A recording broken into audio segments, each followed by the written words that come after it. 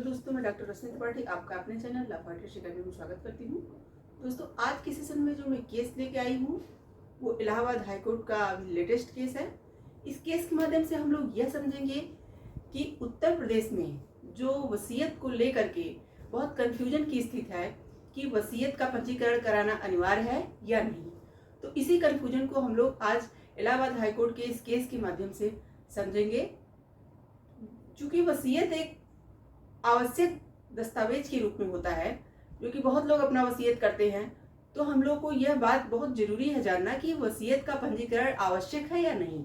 तो इसलिए आप लोग वीडियो को पूरा एंड तक देखिएगा और समझिएगा कि कोर्ट ने अपने जजमेंट में क्या कहा। तो चलिए हम लोग अपना सेशन स्टार्ट करते हैं। जैसा कि जो ये केस होता है वो केस होता है वसीयत को लेके। यूपी में जैसा कि 2004 से ये मतलब सरकार ने संशोधन करके यह बनाया है कि रूल की वसीयत का पंजीकरण करना अनिवार्य है। लेकिन कुछ ऐसे केस थे, जैसे कि सोमनाथ का मामला जो था, वहां पे हाईकोर्ट ने कहा कि वसीयत का पंजीकरण कराना आवश्यक है। और एक और केस था जहां सिंह का, उसमें जो है कोर्ट ने कहा कि चूंकि वसीयत मृत्यु के बाद प्रभावी होता है, इसलिए जब आप दस्तावेज को प्रस्तुत करें, वसीयत को दिखाएं, तो उस रोज का पंजीकरण आवश्यक है।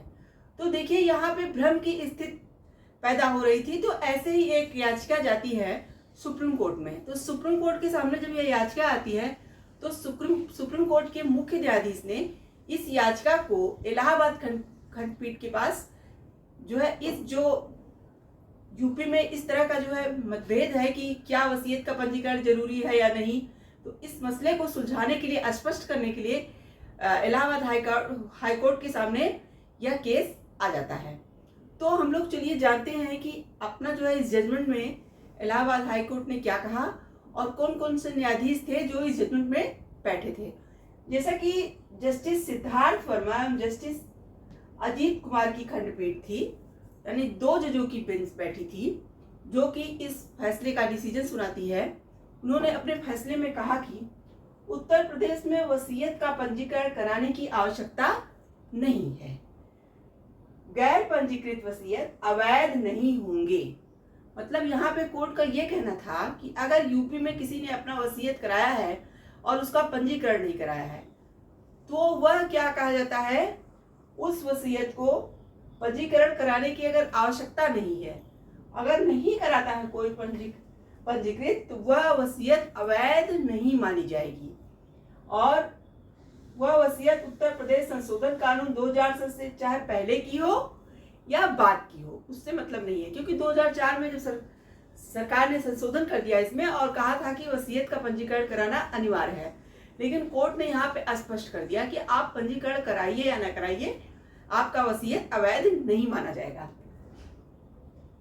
उत्तर प्रदेश जमींदारी उन्मूलन और भूमि सुधार अधिनियम की धारा 169 की जो उपधारा 3 थी, इसी को जोड़ा गया था।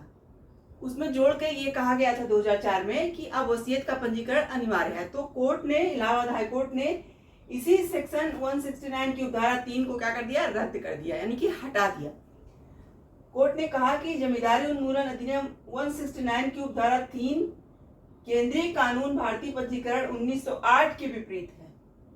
देखिए, कोर्ट का यहाँ ये कहना था कि यह जो है भारत का जमींदारी उन्मूलन अधिनियम है 169 का उपधारा 3, यह हमारा जो केंद्रीय कानून भारतीय पंजीकरण 1908 है उसके विपरीत है। और चूंकि यह जो मामला है वह समवर्ती सूची का है, तो यहाँ पे जब समवर्ती सूची, हम लोग जानते हैं कि कोई भी विषय अगर समवर्ती सूची का होता है तो वहां पे राज्य और केंद्र में जब टकराव आता है तो केंद्र में जो कानून या नियम बने होते हैं उसी को माना जाता है।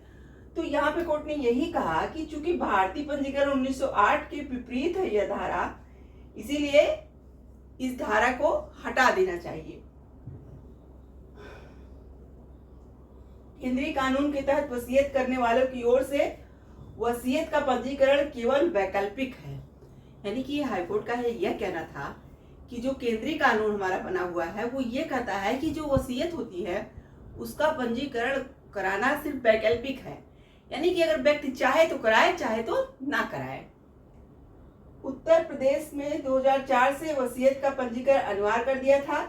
हाईकोर्ट ने स्पष्ट किया कि यदि वसीयत पंजीकृत नहीं है तो वो भी अवैध नहीं है। यानी कि इस जजमेंट से कुल मिला के हम लोग को यह बात पता चलती है कि अब उत्तर प्रदेश में जो 2004 से संशोधन करके वसीयत का पंजीकरण कराना अनिवार्य कर दिया गया था, उस बात को हटा दिया गया। यानी कि उस बात को, उसकी अनिवार्यता को खत्म करके ये कहा गया है वैकल्पिक विषय हो गया। यानी कि आप चाहे पंजीकरण कराइए या न कराइए, ये आपके ऊपर निर्भर करता है। यही कोर्ट ने अपने जजमेंट में कहा। देखिए यहाँ पे जो स्थिति थी पहले वो विरोधाभासी स्थिति थी, क्योंकि दो केसों में अलग अलग जब बातें कह दी गई थी। एक केस में कहा गया कि पंजीकरण अनिवार्य है और एक केस में कहा गया कि मृत्यु के बाद ये प्रभावी है वसीयत, इसलिए जो है आप मृत्यु के बाद इसको पंजीकरण कराइए। तो देखिए यहाँ पे इसी स्थिति को स्पष्ट करने के लिए जो है मुख्य न्यायाधीश ने इस मामले को इलाहाबाद हाईकोर्ट के पास भेजा था। तो इलाहाबाद हाईकोर्ट ने अपने जजमेंट में स्पष्ट कर दिया कि आप वसीयत का पंजीकरण कराइए या ना कराइए, आपके ऊपर निर्भर है। तो ये था पूरा जजमेंट। तो आशा करते हैं कि आज का सेशन आपको अच्छा लगा होगा। आप मेरे चैनल को लाइक कीजिए, सब्सक्राइब कीजिए, शेयर कीजिए और बेल आइकन को दबाइए, जिससे ऐसे ही नई नई जानकारी उसमें आपको अवगत कराती रहूँ। आज के लिए बस इतना ही। Thank you very much.